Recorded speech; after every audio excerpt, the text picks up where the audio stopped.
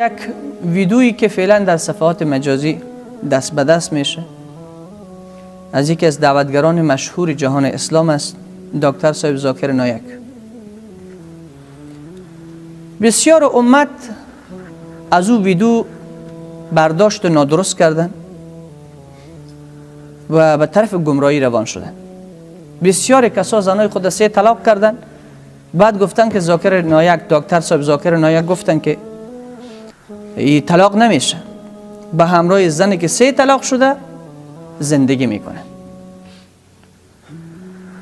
ما میخوایم که توضیح بتم سخن و فتوای دکتر صاحب ذاکر نایک را که 15 سال پیشی سوال از پیش شده.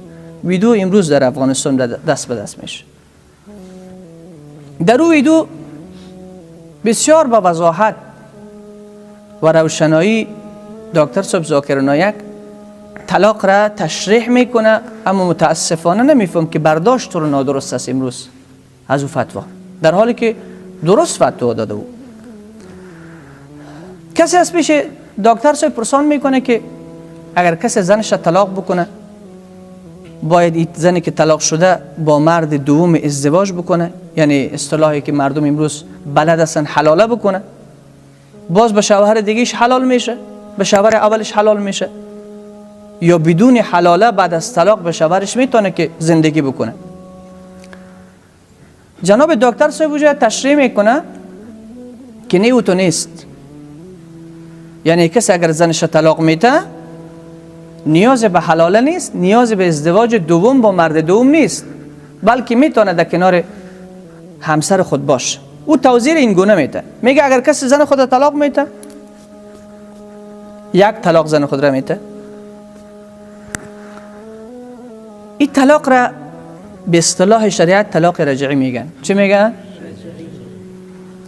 کسی که زن خود را 1 مرتبه طلاق میده تا عده، تا به پایان رسیدن عده که همون 3 ماه بعد از 3 حیض میه، 3 دفعه همین خواهری که طلاق شده مریض ماهوار میشه، 3 مرتبه پاک میشه، مرتبه 3 این به پایان رسید، به پایان رسید عدش. تا همین زمان اگر کسی زن خود را 1 طلاق داده، پس دوباره 1 ماه گذشت، 15 روز گذشت، پشیمان شد که ممی اشتباه شد، خطا کردم، عصبانی بودم، ناراحت بودم، جانم درد داشت، فکرم خراب بود، من زن خود طلاق کردم، الان پشیمان است. میتونه دوباره به زن خود رجوع بکنه، بدون نکاح میتونه به زن خود رجوع بکنه. اگر عده به پایان رسید، 3 ماه تیر شد، عده به پایان رسید، مردک پشیمان شد، بعد از 3 ماه پشیمان شد، میخواد به همراه زن خود زندگی بکنه.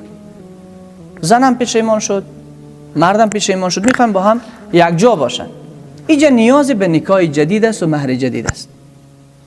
نکاح جدید، مهر جدید با خود می مرد، همین زن با خود شوهرش، نکاح جدید با حضور شاهدین، ایجاب قبول و مهر داده میشه. دوباره میخواین که زندگی بکنن، میتونن زندگی بکنن. این 3 ماه بعد پشیمان شوه، 5 ماه بعد پشیمان شوه، 6 ماه بعد پشیمان شوه، 1 سال بعد پشیمان شوه، میتونه که با نکاح جدید در کنار همسر خود باشه. مهر جدید، نکاح جدید. بعد از 6 ماه و 7 ماه باز با هم نزاع کردن، باز مخصوصا که مردم افغانستان که امی الان که ما زندگی میکنیم، واقعا از 80% به بالا مردم خیلی کم حوصله شدن.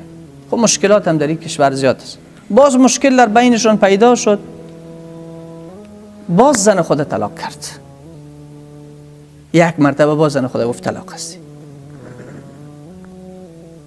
باز در داخل عده بود، هنوز 3 ماه نگذشته بود که دوباره پشیمان شد، باز میتونه رجوع بکنه، بدون نکاح میتونه رجوع بکنه به زن خودش. و اگر عده به پایان رسید، 3 ماه بعد از 5 ماه 6 ماه دوباره پشیمان شد که من میخوایم به همراه زنم باشم، زن هم به همراهش موافقت کرد، میتونه در کنار زن خود باشه با نکاح جدید، با مهر جدید. چند مرتبه شدی؟ 2 مرتبه شد. اما مرتبه سوم دیگه فاینل است.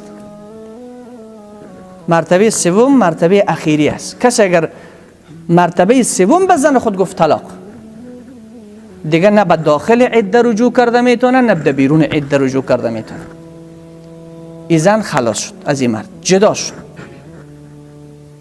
یعنی میتونه این زن با مرد دیگه بعد از گذشتن عده ازدواج بکنه، ولی تا زمانی که با مرد دیگه ازدواج نکنه و او مرد با اختیار خودش زنش را طلاق نکنه، نمیشود که با مرد اول که شوهر اولش است با این بتونه ازدواج بکنه.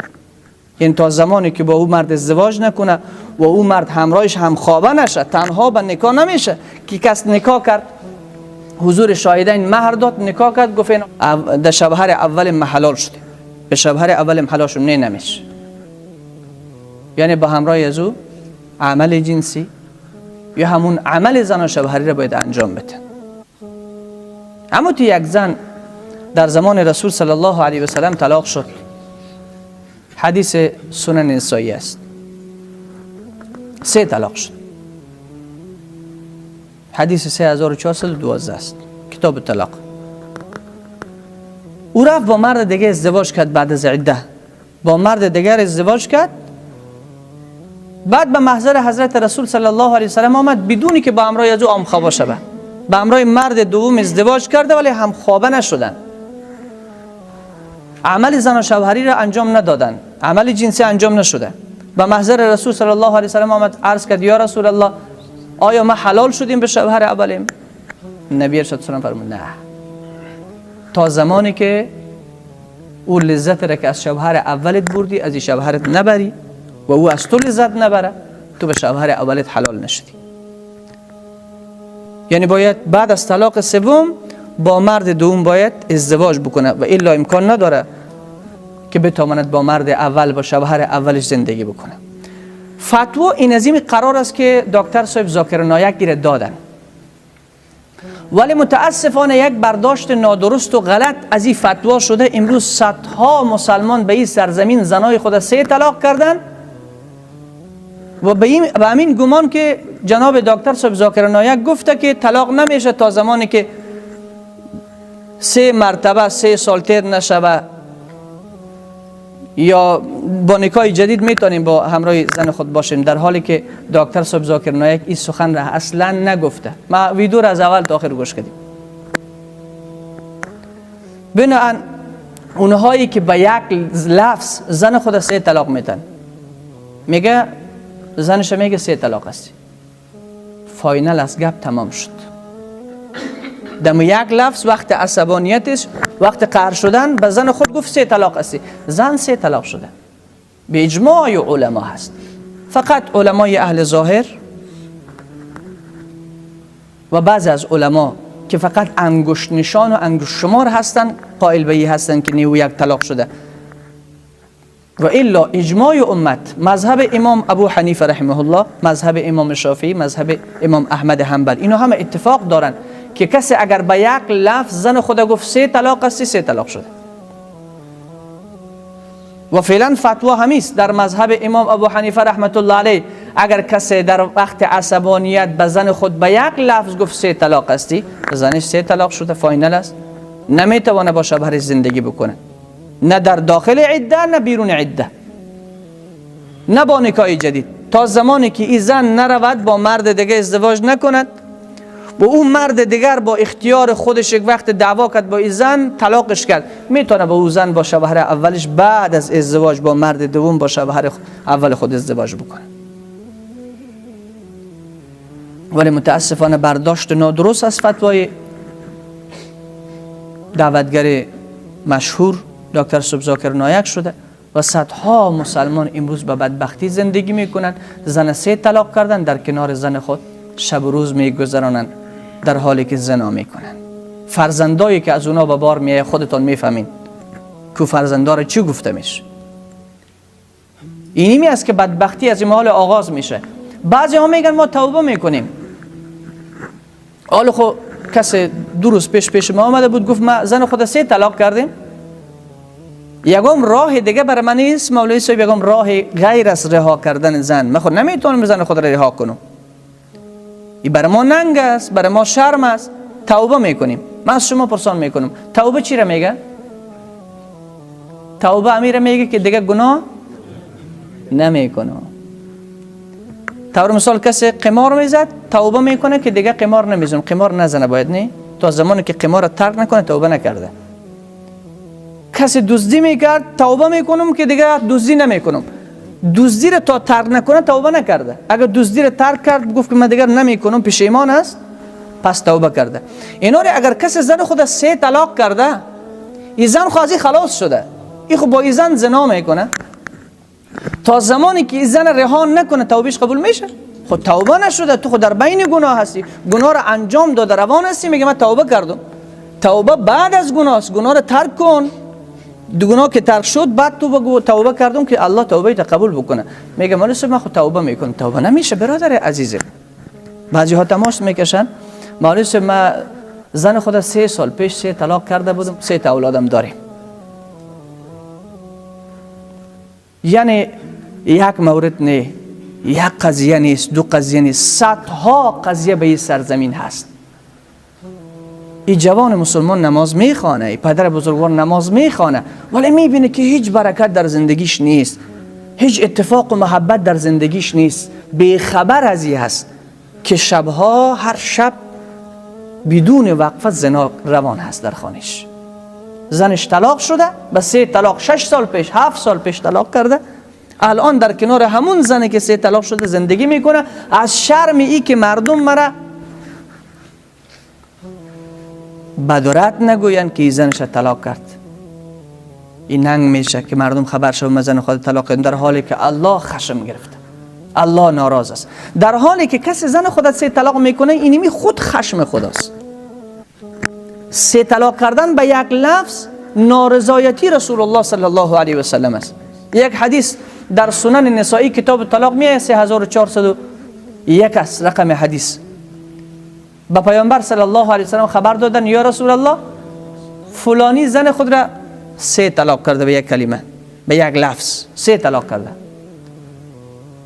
نبی علیه السلام بسیار ناراحت شدن، خیلی خشم گرفتن و غضب شدن و از جای خودشون به خشم بلند شدن. فرمودن ایلعبوا بکتاب الله و انا بین اظهرکم، آیا با کتاب خدا شوخی میکنین شما در حالی که من در بین شما هستم؟ یعنی 3 طلاق به یک لفظ نباید مسلمان این کارا بکنه. این نارضایتی رسول الله صلی الله علیه و سلم. درست کسی اگر زن خود 3 طلاق به یک لفظ که زنش خلاص شد، طلاق شد، پشیمانی هم سود نداره، خلاف سنت هم عمل کرده، الله و رسول هم ناراض کرده، زنم از دستش رفته، دیگه وابیلا کردن، سر و صدا کردن، گریه کردن، فریاد زدن فایده نمیکنه، زن خلاص شده است پیش. این مطلب هم گرفت انشالله.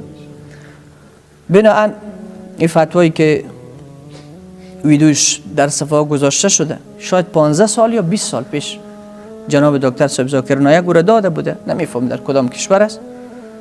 امروز در افغانستان دست به دست شده، او ترجمه فارسی شده، در ترجمهش هم خیلی مشکلات هست و برادری که ترجمه کرده توجه درست به او نکرده. بناهن برداشت نادرست ملت از این فتوای جناب دکتر صاحب ذاکر نایک خیلی مشکلات ایجاد کرده. هر مسلمانی که پیش ما میایه که زن ما 3 طلاق کردیم، بعدش که ما میگم که گپ تمام است برادر عزیزم، گپ تمام است. میگه مولوی صاحب ذاکر نایک گفته طلاق نمیشه، گپ تمام نشده. نه برادر عزیزم، برادر بسیار گلم، برداشت درست از دین داشته باش. گناه خود را ما سر دکتر صاحب ذاکر نایک نیندازیم، بفهمیم یک مسئله را درست. رسول صلی الله علیه و سلم 3 طلاق را 3 طلاق شمار کرده به یک لفظ. 2 تا حدیث بیشتر براتون خواندم. یک حدیث دیگه هم در بخاری است، کتاب طلاق میه 5259 است رقم حدیث، داستان عویمر عجلانی مشهور است. در اوج در اخیر بعد از اینکه لعان کردن، در اخیرش عویمر عجلانی بسیار به عصبانیت گفت که کذبت علیها یا رسول الله ان امسکتها فطلقها 3. گفت اگر دیگه من زن خود نگاه بکنم پس کدام سخنی که من در لعان بر بالای زن خود گفتم من دروغ گفته باشم؟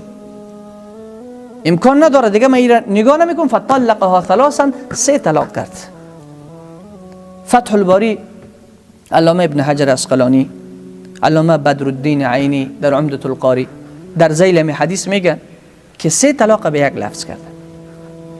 بنابراین رسول الله صلی الله علیه و سلم 3 طلاق به 1 لفظ را قبول کردن و او را اجرا کردن، به اجرا در آوردن. بنابراین اگر زن به 1 لفظ 3 طلاق میشه، به فتوای علمای امت اسلامی، قاطبه از علمای امت اسلامی، 3 طلاق شده و فاینل است. دیگر نمیتواند با شوهر اولش زندگی بکنه تا زمانی که با مرد دیگه ازدواج نکنه و با او هم خوابه نشه، عمل زن و شوهری رو انجام ندهد. باز اون مرد با اختیار خودش، بدون جبر، با اختیار خودش آماده شد که زنش طلاق بده، زن طلاق شد، میتونه بعد از گذشتن عده باز هم 3 ماه عده تیر میکنه. بعد از گذشتن عده باز به شوهر اولش با نکاح جدید میتونه که زندگی بکنه. در غیر صورت نمیشود.